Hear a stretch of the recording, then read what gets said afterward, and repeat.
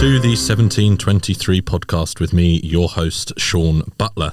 Now, today we're taking a look at Freemasonry and a topic close to the heart of all Freemasons. I'm talking, of course, about charity. To find out more about the association between charity and Freemasonry, we're joined once again by archivist and records manager at the Museum of Freemasonry, Susan Snell. Susan, thank you for joining us. Thank you very much, Shaun. So I'm here to talk about charity and where the association between Freemasonry and charity originates. Yes, please.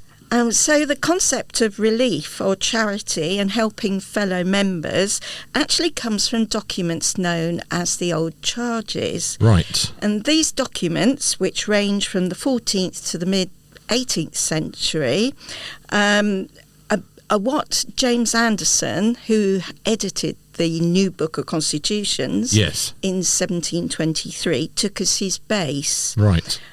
He took the charges or instructions to a Mason concerning a member's duties to his God, his master, his family and society.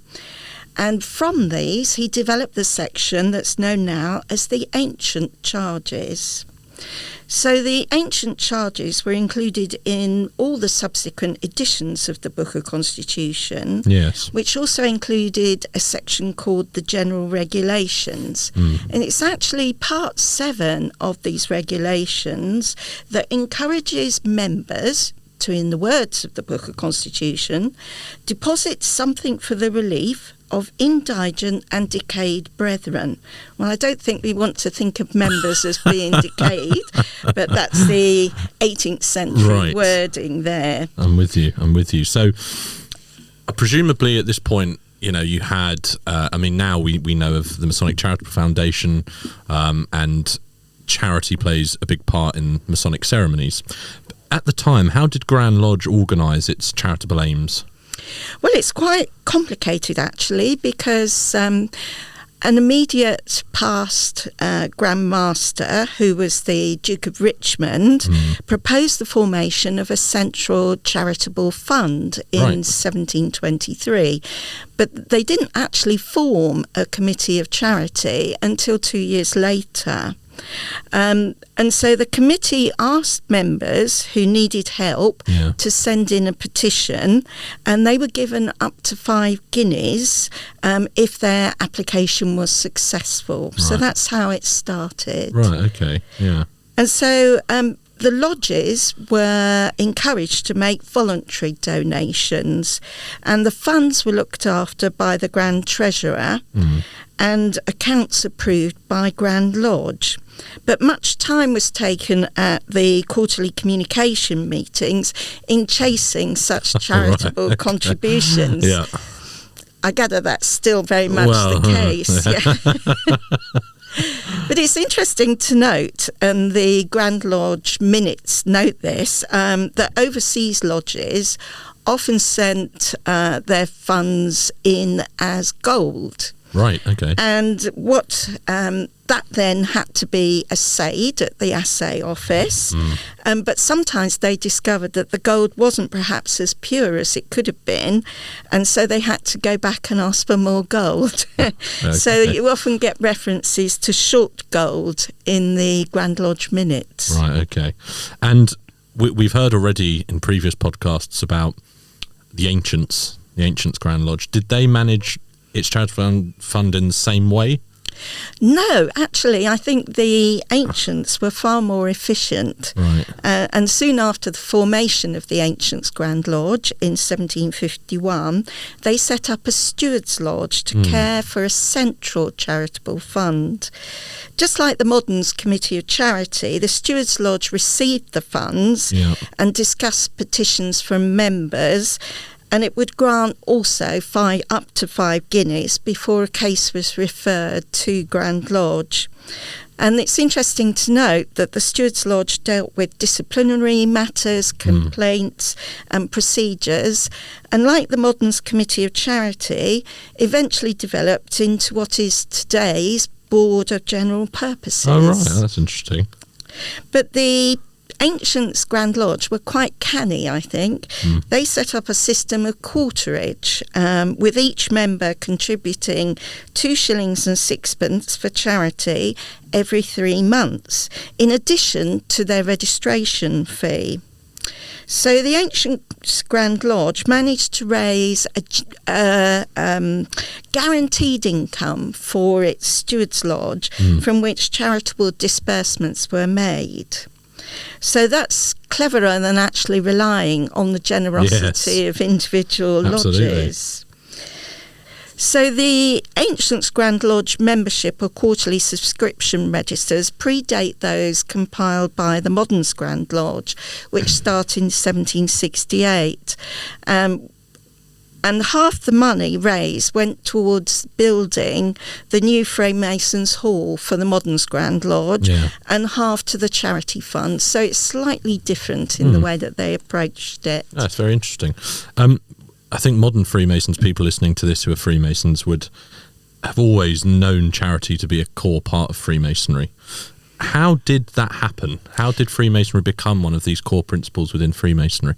Well, it is to do when Freemasonry started in the 18th century, and that's a century that's certainly associated with philanthropy generally in society. As the spread of Enlightenment ideas encouraged people to consider the welfare of others for the first time. And that included the welfare of children and animals. Oh, right, okay. Which is interesting. Yeah. So this generally encouraged Freemasons to think about caring for their fellow members, and then over the course of the 18th century for their children as well, as we'll see. Yeah. So the first Modern Grand Lodge membership certificate, which is often referred to as the Three Graces design, actually includes emblems that sort of epitomise faith, hope and charity. So gradually this whole connection between Freemasonry and charity becomes embedded in the thought process of members. And that includes, for example, in 1784, the edition of the Book of Constitutions published in that year includes an engraving of emblematic figures that represent faith, hope, charity and truth, alongside the spirit of Freemasonry. So very much by the end of the 18th century, the connection between Freemasonry and charity was firmly established. Interesting. So did the charity only support members? That's a very interesting question, because no. And we know from the Modern Grand Lodge minute books that, for example, a deputy grandmaster asked members to collect funds for the trustees for the settlement of the American colony of Georgia. In America. So this raised funds to send people to Georgia to set up this new British colony. And so this was very much led by somebody called Major General James Edward Oglethorpe, who was a Freemason. And he actually set up the first lodge for Freemasons at Savannah, Georgia in 1734. And this is now Solomon's Lodge, number 1, on the Grand Lodge of Georgia, which is the oldest English constituted lodge of Freemasons in America. Wow. And they also supported other causes. So the minute books tell us that they sent money for earthquakes and other natural disasters around the then known world. Interesting. And if there are any members of Solomon's Lodge number 1 of the Grand Lodge of Georgia, do get in touch. We would love to hear from you.